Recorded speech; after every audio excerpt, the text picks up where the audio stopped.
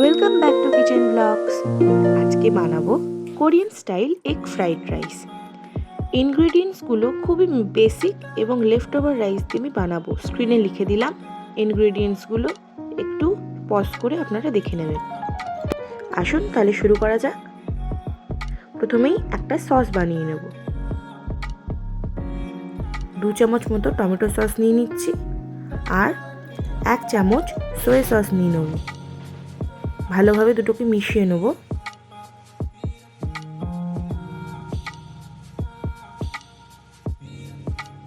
দিয়ে দিচ্ছি 2 চামচ জল। সমস্তটা ভালোভাবে মিশিয়ে নেব।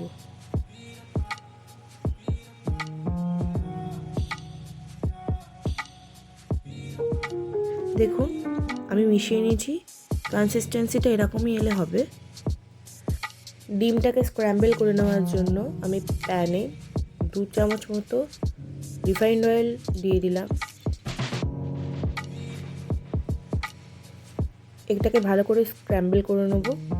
খুব একটা ভাজবো না, হালকা গোল্ডেন হয়ে এলেই আমি তুলে নেব।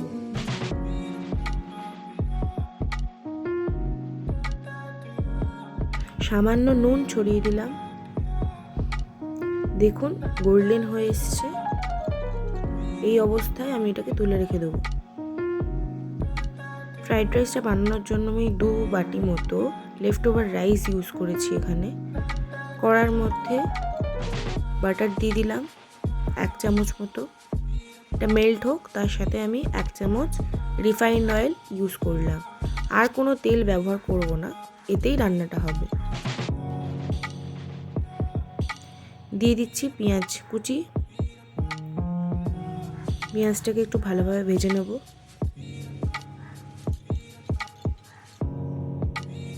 জাস্ট হালকা নাড়িয়ে চাড়িয়ে নেব।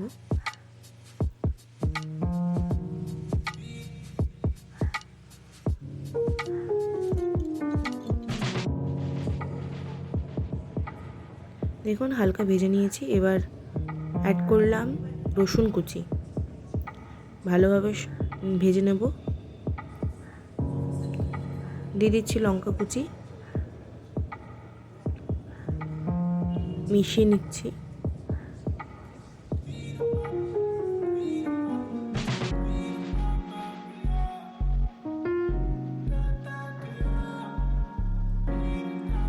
ততক্ষণ ভাজতে হবে যতক্ষণ রসুনের একটা কাঁচা ফ্লেভারটা যতক্ষণ না চলে যায়।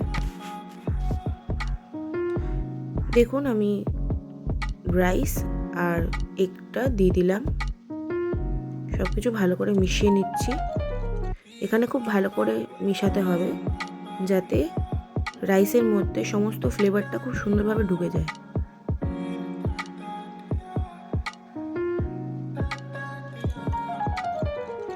যে সসটা বানিয়ে রেখেছিলাম পুরোটাই দিয়ে দিলাম উপর থেকে।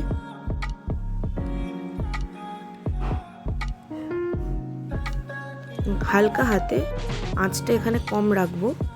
খুব ভালোভাবে মিশিয়ে নেব।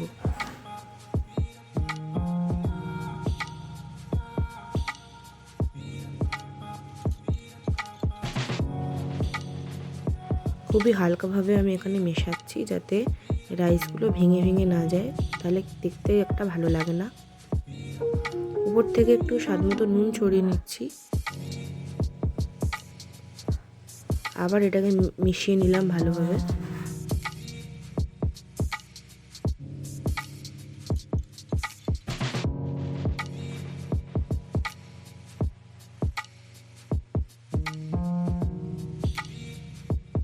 দেখুন আমার মেশানো কমপ্লিট হয়ে গেছে, প্রায় হয়ে এসছে। এবার ওর মধ্যে দিয়ে দেবো 1 চামচ মতো ফ্রাইড রাইস মশলা। আমি এখানে চিংসের ফ্রাইড রাইস মশলা সেটা ব্যবহার করেছি। ভালোভাবে মিশিয়ে নিচ্ছি।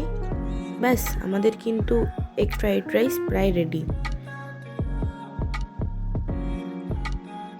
উপর থেকে ধনেপাতা দিয়ে গার্নিশ করে দিলেই কিন্তু একদম চটজলদি Korean style egg fried rice আমাদের রেডি। ভিডিওটা কেমন লাগলো আমাদের কমেন্টে জানাবেন। কিচেন ব্লগসকে সাবস্ক্রাইব করে রাখবেন এটা নতুন নতুন রেসিপি পাওয়ার জন্য। রেসিপিটা ভালো লাগলে একটা লাইক করে দেবেন। দেখা হচ্ছে নতুন ব্লগে।